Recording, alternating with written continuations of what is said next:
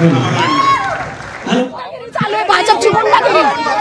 Police प्रशासन हे police प्रशासन आले ना नाही चलेगी, नाही चलेगी।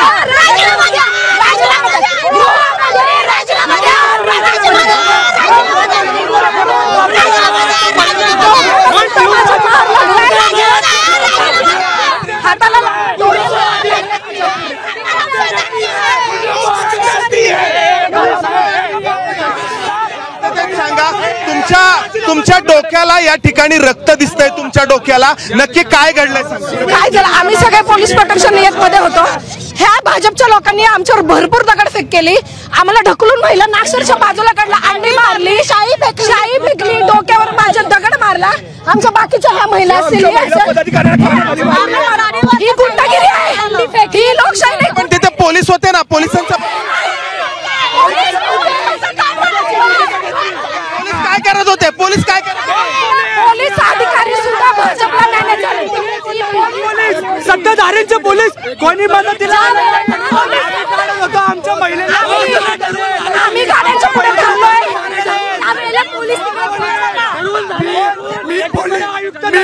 एक मिनिट गुंड रस्त्यावर दिसतात, कुठे गेले? 4 वेळा दगडफेक झाली, तुम्ही पोलिसांना फोन केल्यावरती तुम्हाला प्रतिसाद मिळाला का पोलिसांकडून? प्रतिसाद मिळाला पोलीस आले खंडोजी बाबा चौकामध्ये। मी स्वतः एसीपी कुंवरांना फोन केला होता, त्यानंतर पोलीस हे खंडोजी बाबा चौकामध्ये आले। तिथं ते येऊन सुद्धा अपुरा पोलीस बळ होतं, अपुरा पोलीस बळ असल्यामुळे तिथं जी गाडी फोडायला सुरुवात झाली ती या ठिकाणापर्यंत गाडी फोडत होते। पोलीस होते, पोलीस त्यांचं काम करत होते, परंतु यांचे एवढे गुंड होते, यांनी महिलांना पाहिलं नाही, रस्त्यावरच्या नागरिकांना पाहिलं नाही, उठ शूट नुसती ते दगडफेक करत होते, अंडी फेकत होते। तुमच्यावरती हल्ला करणारे कोण होते? ऐका, नाही तुमच्यावरती हल्ला करणारे पुरुष होते का महिला होत्या? तुमच्यावरती हल्ला करणारे पुरुष होते का महिला होत्या?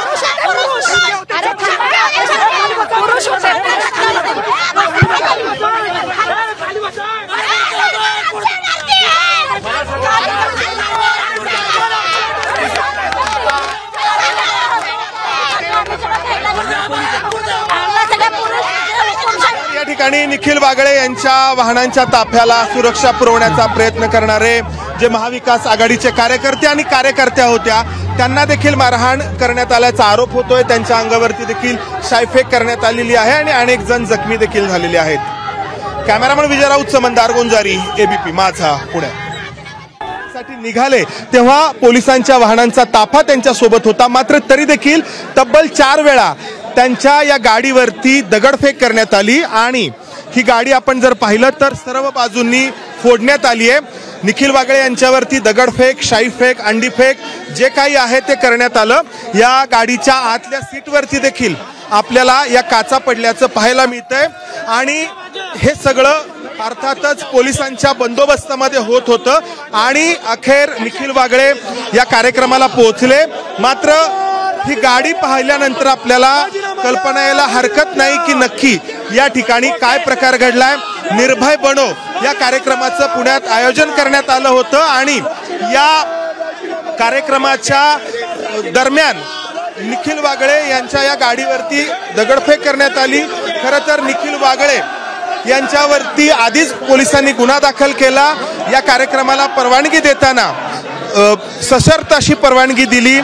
निखिल वागळे यांचा हा कार्यक्रम आम्ही उधळून लावू असं भाजपने जाहीर केलं, तर दुसरीकडे महाविकास आघाडीने आम्ही निखिल वागळे यांना संरक्षण पोहोचू असं म्हटलं। दोन्ही बाजूचे कार्यकर्ते समोरासमोर आले, एकमेकांशी भिडले, मात्र पोलिसांनी जो आहे तो त्यांचा बंदोबस्त पुरेसा ठेवला होता का हा प्रश्न इथं निर्माण होतोय। आपण जर पाहिलं तर स्टेजवरती कार्यक्रमाला सुरुवात झालेली आहे।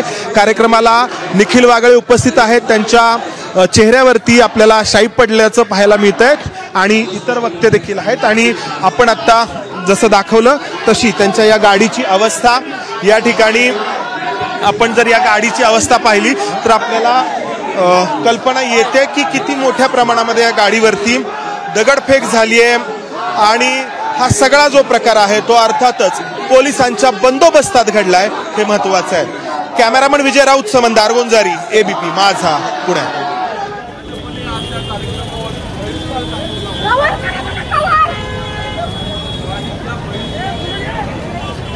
पुण्यामधल्या निर्भय बनो कार्यक्रमाला जात असताना कशा प्रकारे गाडीची तोडफोड करण्यात आलेली आहे. मंदार गोंजारी आमचे प्रतिनिधी आपल्यासोबत थेट पुण्याहून जोडले गेलेले होते आणि ज्या गाडीमधून प्रवास करत होते पत्रकार निखिल वागळे, त्यांच्या गाडीची आता नेमकी काय अवस्था आहे या संदर्भातला संपूर्ण आढावा त्यांनी थेट पुण्याहून आपल्या सगळ्यांपर्यंत पोहोचवलेला होता.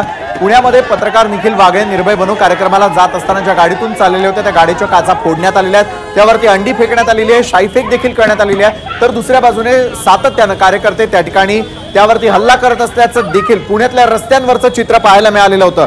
पोलीस बंदोबस्त असताना देखील पोलीस मदत करत नसल्याचा थेटपणे आरोप मात्र या ठिकाणी कार्यक्रम ज्यांनी आयोजित केलेला आहे त्या सर्व कार्यकर्त्यांनी केलेला आहे आणि त्यांचं म्हणणं होतं की पोलिसांची कुमक त्या ठिकाणी कमी पडत होती आणि त्यामुळेच गाडीवरती थेटपणे हल्ला करण्यामध्ये भाजपच्या कार्यकर्त्यांना यश आल्याचा आरोप त्यांनी माध्यमांशी बोलताना केलेला आहे. दुसरीकडे आपण निर्भय बनो कार्यक्रमाला सुरळीतपणे सुरुवात झाल्याचं पाहायला मिळतंय. कार्यक्रम स्थळावर जर आपण दृश्य पाहिली तर निखिल वागळे ज्या पुण्यातल्या रस्त्यांवरून थेट कार्यक्रम स्थळापर्यंत पोहोचलेले आहेत त्यानंतर या कार्यक्रमाची सुरुवात झालेली आणि व्यासपीठावरती दाखल झालेले पत्रकार निखिल वागळे यावेळेला आपण पाहतोय आणि या कार्यक्रमाचे सर्व आयोजक देखील यावेळेला व्यासपीठावरती उपस्थित आहे आणि निर्भय बनो कार्यक्रमाला एकंदरीतच सुरुवात झालेली आहे.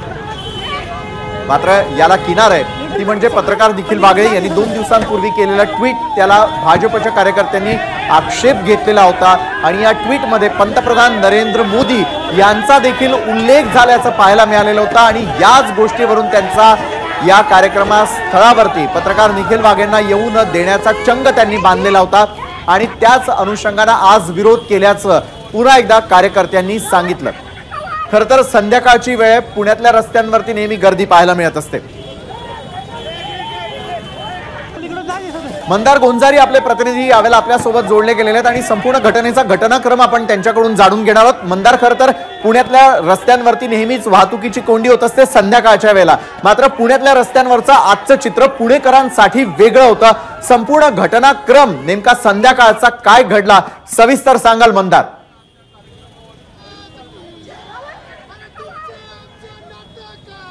निखिल वागळे कार्यक्रमाच्या ठिकाणी येण्यासाठी निघाल्यानंतर त्यांच्या गाडीवरती अनेक वेळा हल्ले करण्यात आले, दगड फेकण्यात आले, अंडी फेकण्यात आली, शाई फेकण्यात आली. एकीकडे भारतीय जनता पक्षाने निखिल वागळेंच्या या कार्यक्रमाला विरोध केला होता तर दुसरीकडे महाविकास आघाडीकडून आम्ही निखिल वागळे यांना सुरक्षा पोहोचू असं जाहीर करण्यात आलं होतं. त्यासाठी महाविकास आघाडीचे कार्यकर्ते निखिल वागळे यांचा ताफा गाडीचा किंवा गाडी ज्या रस्त्याने येणार होती तिथे होते. मात्र आरोप होतो की या राष्ट्रवादी काँग्रेस शरद पवार गटाच्या ज्या महिला कार्यकर्त्या आहेत त्यांच्यावरती देखील हल्ला करण्यात आला. ही जी मुलगी आहे तर आपण पाहिलं तर हिच्या डोक्याला या ठिकाणी मार लागला, या ठिकाणी रक्त दिसतंय, हिच्या बोटाला रक्त दिसतंय, यांच्या देखील बोटाला रक्त दिसतंय, इथे गळ्याला यांच्या मार लागलेला आहे. काय झालं नक्की तुझ्या बाबतीत सांग? आम्ही तिथे साहेबांना आणायला गेलो होतो, विनंती करत होतो त्यांना आम्ही तिथे की तुम्ही दगडी मारू नका, तरी त्यांनी खूप मोठी मोठी दगडे आमच्यावर मारली, आमच्या सगळ्या महिलांवर त्यांनी दगड फेकली, आम्हाला ढकलून दिला, अंडी मारली, एवढी मोठी दगड मारली. एकही पोलीस प्रशासन आम्हाला तिथे मदतीला आलं नाही. आम्ही फोन केला होता सगळ्यांना की फोन केला होता दादांनी की या कोणी आम्हाला प्रोटेक्शन दिलं नाही. गाडी सोडून सोडून आम्हाला मारहाण झाली. हा मारहाण करणारे कोण होते? महिला होत्या, पुरुष होते, कोण होते? पुरुष होते. एक पुरुष तो गाडीच्या मध्ये बसला, पोरांनी त्याला बाजूला केलं. त्याला मी जेव्हा साईडला करायला गेले दादांना काय येऊ मध्ये म्हणून नाही का, तर त्यांनी मला लाथ मारली. मग ही हुकुमशाही आहे का या लोकांची? हा आमच्या महिला भगिनी बरे, हा पुरुष नका म्हणू त्यांना. पुरुष काय म्हणता? दगडी मारून पळून जाणाऱ्यांना पुरुष म्हणता का तुम्ही? महिलांवर दगडफेक करताय जे महिलां ते पुरुष नाहीयेत. हा गुंडराज आहे, हे भाजपचे गुंड आहेत, हे भाजपचे गुंड आहेत. मी पोलिसांना फोन केला, तिथं गुंड थांबलेले, तिथं गुंड थांबले. पोलिसांनी त्या गुंडाला साथ दिला, तिथले पोलीस हल्ले सगळे पोलिसांच्या कस्टडीमध्ये पोलीस संरक्षणात त्या ठिकाणी ते आलेले आहेत.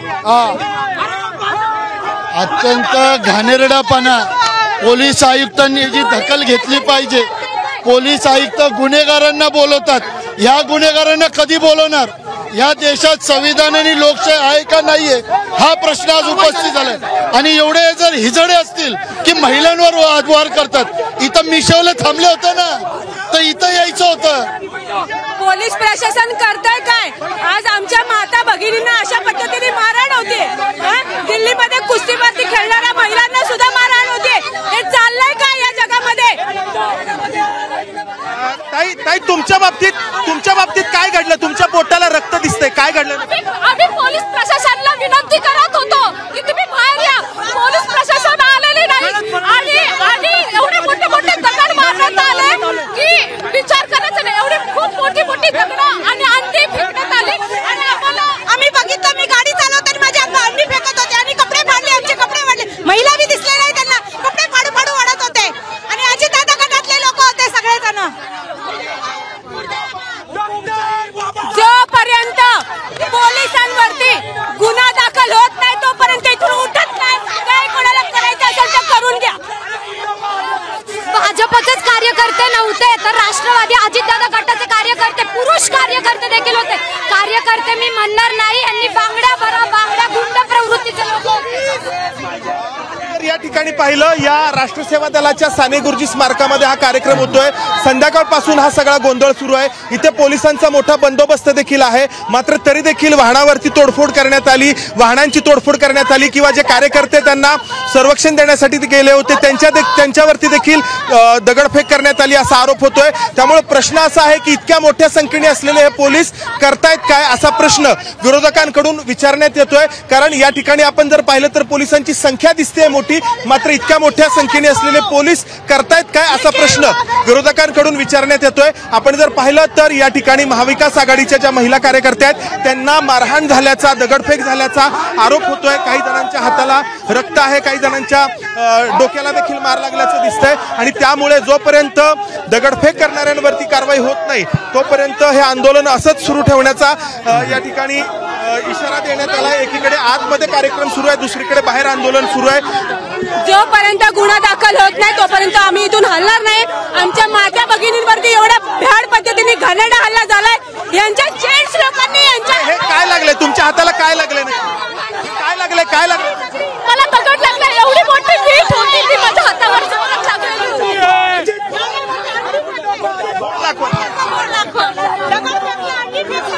मोठी दगडी फेकत होते, कपडे फाडले, आमची कपडे फाडत होते।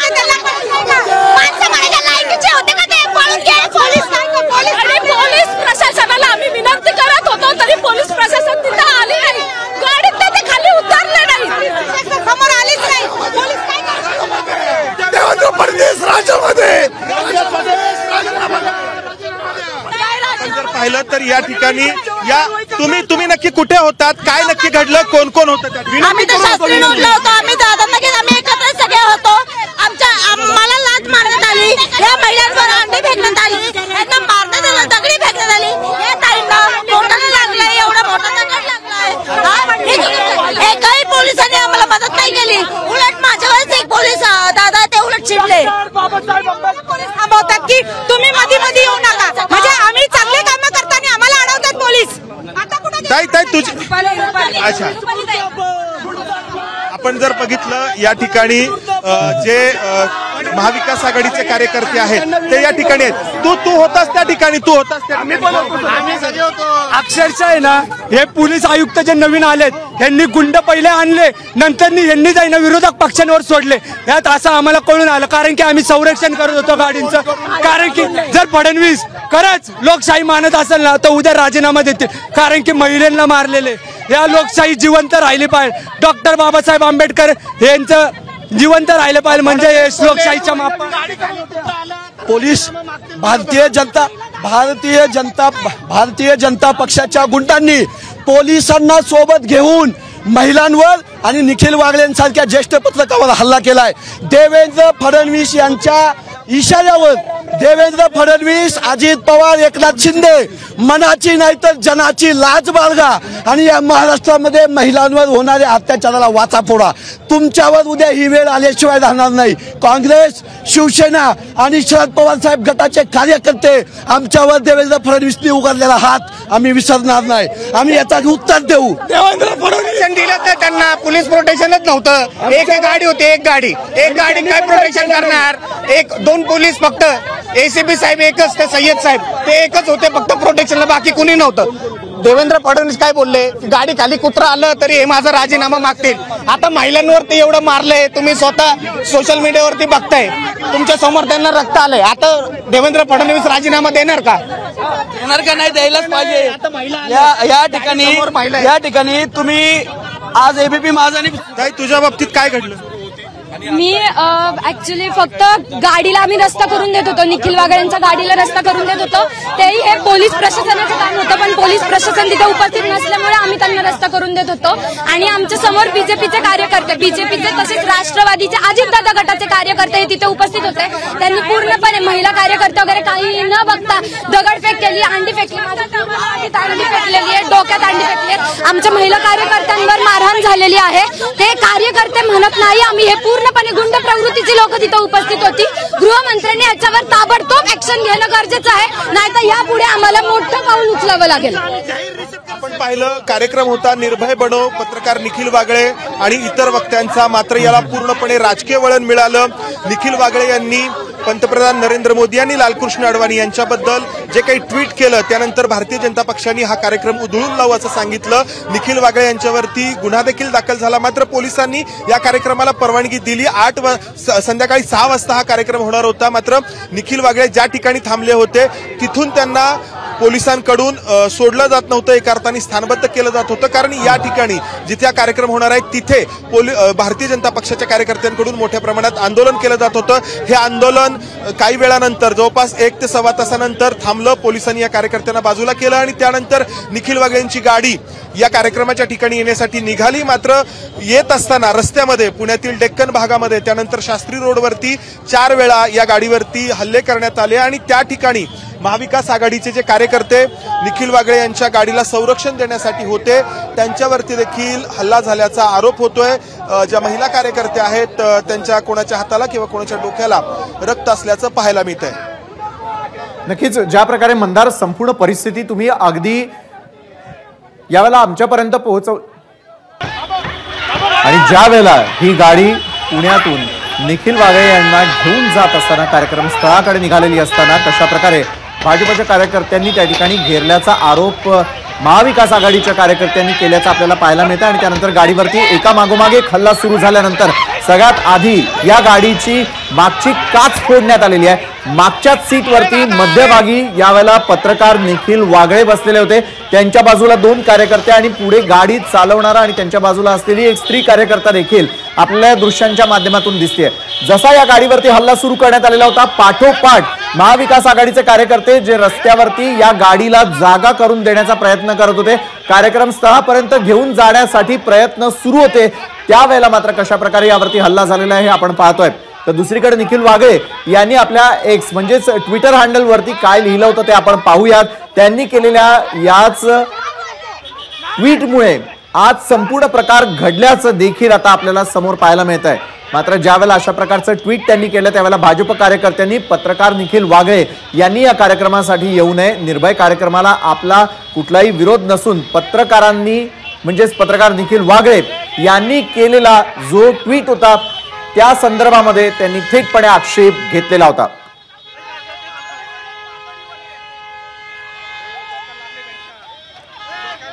तर यावेळेला पत्रकार निखिल वागळे यांनी यांच्या ट्विटर हँडलवरती नेमकं काय म्हटलेलं होतं ते आपण एका बाजूला पाहतोय. हीच पोस्ट वादग्रस्त ठरली आणि त्यानंतर ज्यावेळेला पत्रकार निखिल वागळे या कार्यक्रमासाठी येणार आहे म्हटल्यानंतर भाजपच्या कार्यकर्त्यांनी सुरुवातीला त्यांच्या उपस्थितीवरती आक्षेप घेतलेला होता आणि त्यानंतर मात्र तरीही आपण या कार्यक्रमाला उपस्थित राहणार असल्याचं त्यांनी म्हटलेलं होतं.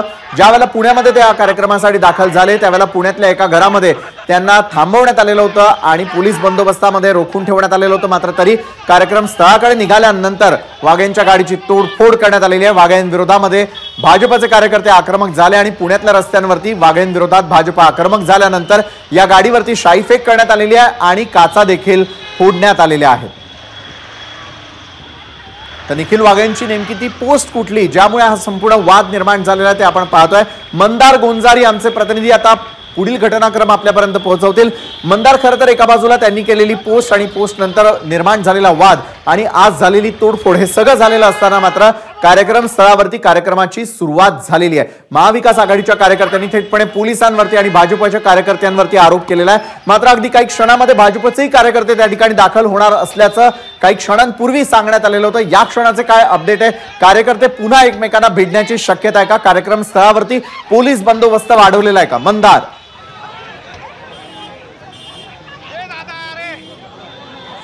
या ठिकाणी या राष्ट्र सेवा दलाच्या साने गुरुजी स्मारकाच्या आतमध्ये कार्यक्रम सुरू आहे। स्टेजवरती निखिल वागळे यांच्यासह इतर वक्ते आहेत आणि बाहेर गेटवरती ज्या महिला कार्यकर्त्यांना मारहाण करण्यात आली त्या महिला कार्यकर्त्या आणि त्यांच्या पक्षाचे जे इतर कार्यकर्ते आहेत ते आंदोलन करताना दिसत आहेत। इथं आपण जर पाहिलं तर पोलिसांचा बंदोबस्त मोठा आपल्याला पाहायला मिळतोय।